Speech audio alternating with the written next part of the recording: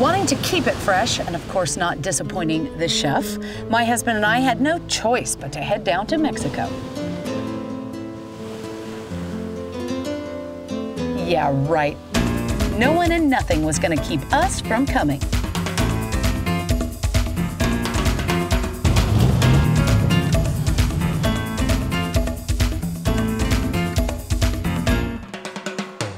So this is where we're going. This is our first stop on the taco road trip here in Baja.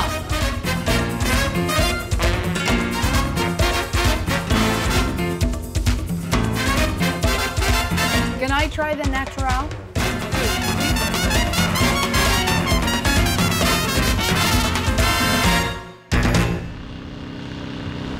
It's not a bird.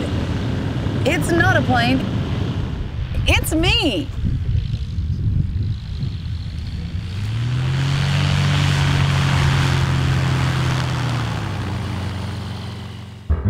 Wanting to experience some of Mexico's local culture, we decided to go fishing with the natives. So we're on our way to get the catch of the day. Come join me. Wish me luck. Here we go. We'll see you out there. Woo! Holy smokes. The water, sunshine, nature, we were feeling pretty peaceful. I mean, you can't get more authentic than this, right? A lot of waiting.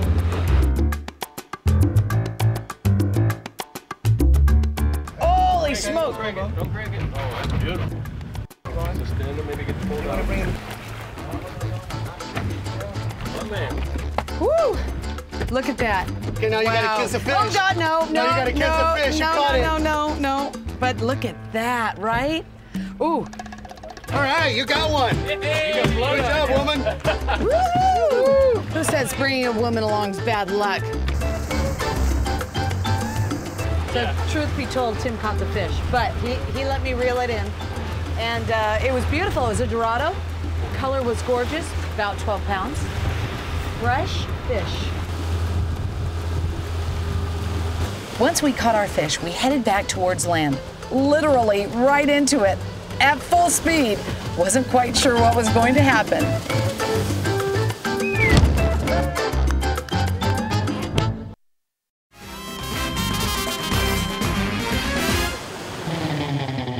Hello, everyone. What else do you do in Rancho Pescadero? Well, you go surfing. I'm meeting up with my friend Mario. He's going to teach us how to hit some molas. Here we go. Push up, bring your front foot forward. Excellent, let go. Beautiful, we got a surfer. Surfing, it's gonna be easy.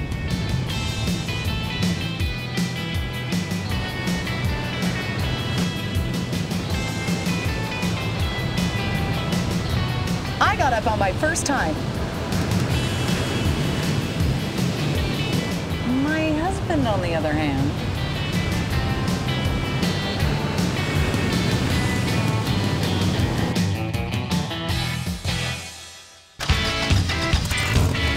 next on the list, wide open Baja. My friend Andre talked me through what to expect and what not to expect. We're cruising. We're doing a Baja tour here. She trusts me doing this. It's my first time. Hold on tight. Here we go.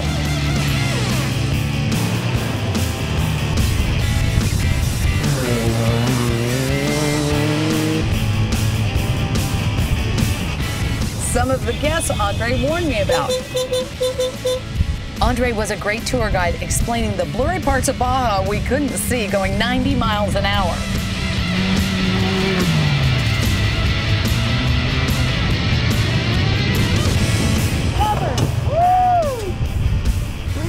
We got dirt. That's out of my gum. This is awesome. PlayStation 3 for reals. This rocks. After a day of extreme sports, we waited until sundown and headed out to the beach in search of sea turtles. This is the only time of year they head to their birthplace. On shore, they bury their eggs about a foot deep into the sand. Here she goes. Their eggs are precious and need to be protected. They will be dug up and eaten by predators if they are not gathered and taken to a safe, controlled environment. 120 eggs. She can have them times.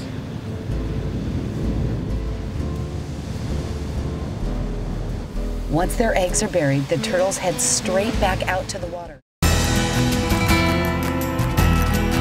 Spain is all about the nightlife. We met up with Fernando and Joseba, who warned me, get used to being out late.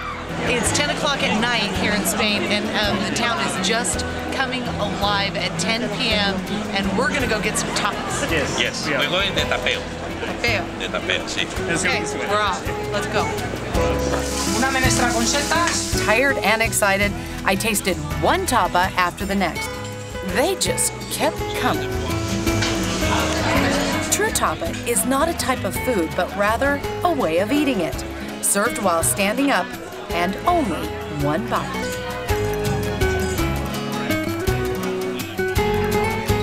This is Obama in the White House.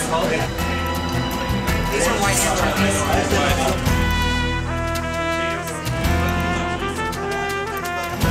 Oh my gosh, look at that. When you get tapas here in Spain, hurry up and move it or lose it.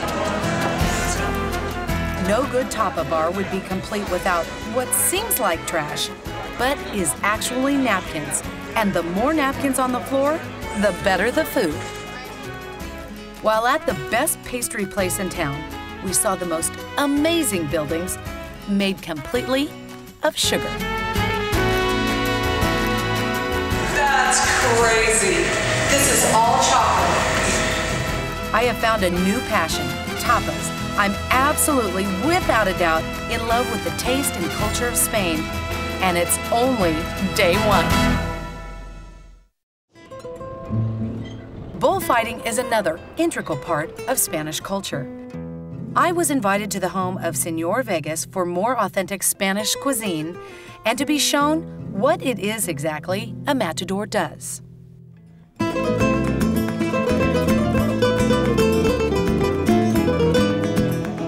The bullheads on the wall are conquests of Senor Vegas.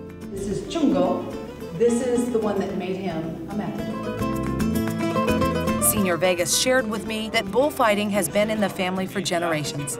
He takes great pride in his heritage and travels throughout the world performing and representing Spain. Ready? Yeah, let's go find a bull. It was freezing and the wind was biting cold. But who cares? I mean, when do you get to see a matador in action? I guess when you come to Spain.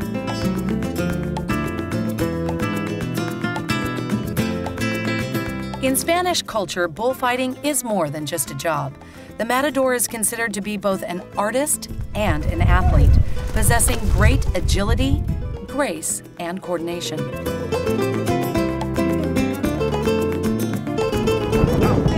Crazy! Yes, that's me. I got out there, and let me tell you, it was exhilarating. Hey, maybe I missed my calling and should have been a matador. I wanted to see where the locals shop for their fresh foods, so Joseba took me to Mercado del Val here in Valladolid.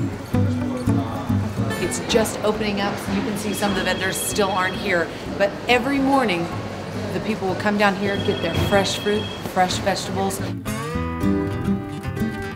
Beautiful, and of course the jamón. They're enormous. The one thing that Spain is most known for in the nut category would be? Los piñones, the pine nuts, they come mostly from Pedrajas, from here, from the region of Valladolid. Okay, there you go. We've seen beautiful meat, we've seen fruits and vegetables, and of course, all the nuts and legumes. Beautiful. Okay, let's go. Yep. I wanted to see where the pine nuts came from, so Miguel Angel de la Cruz, chef of La Botica restaurant, here in the small town of Matapozuelos, brought me to a pinecone forest where he forages every day for wild herbs and pine cones for his restaurant. Okay, so we've just picked up the chef, and as you can see, he has an empty basket. and we're going to go fill it up and cook and have lunch, and we're going to fill it up with pine nuts and herbs and everything that's on his farm. And so the farmer is also going to cook us lunch because he's also the chef. So we're on a hunt for pine nuts and all things that are yummy. Right? Yes.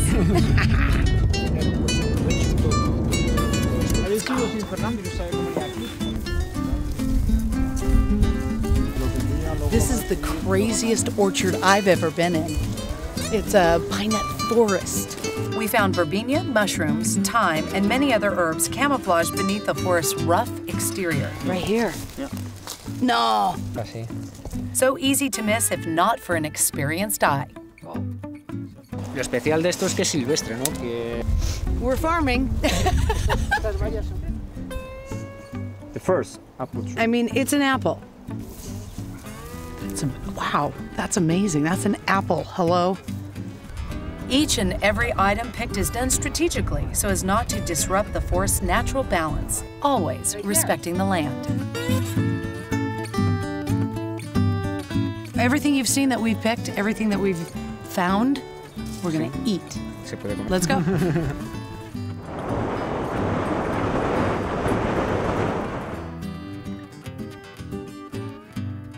No, you can eat it. The entire pine cone can be used in its ripe and unripe stage.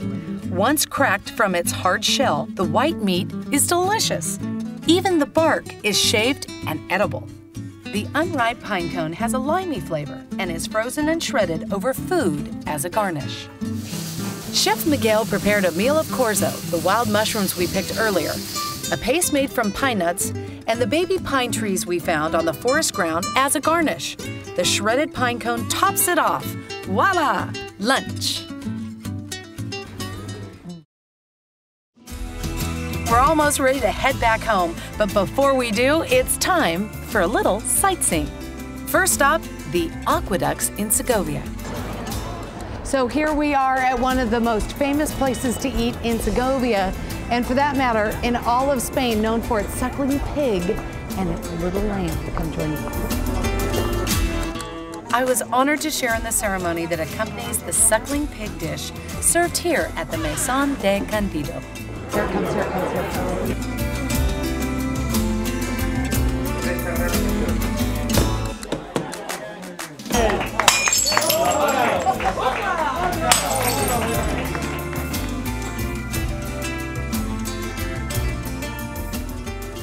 Okay, I have been invited to a secret, special underground cave for a very mythical ceremony. You're gonna come join me. We're gonna see Paco Diaz. There he is. Hola. Welcome to my cave. The people here are very superstitious. For years, they've been practicing a wine ceremony that burns away bad spirits with fire.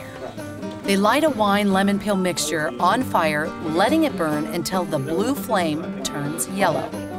Then serve it to drink. Fire, fire, down the hatch.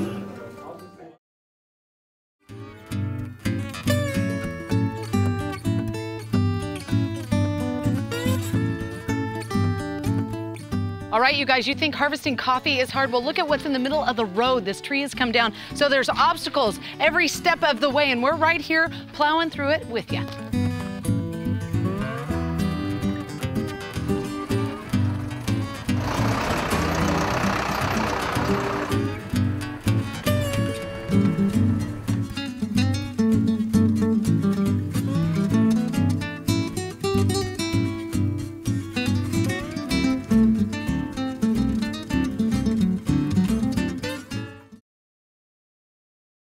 There we go. It's not every day you get free labor, right? So we're actually walking on the vines and the berries that you're going to knock off with the real machine. Cranberries are filled with air, so they're floating upwards. So the machine comes along, and you just pick them up. Ah. And there they are. This is why they're floating, because inside there are 4 hollow air chambers. Almost like an apple core. Exactly. All right, so shall we start? Let's do it. Let's go. Okay.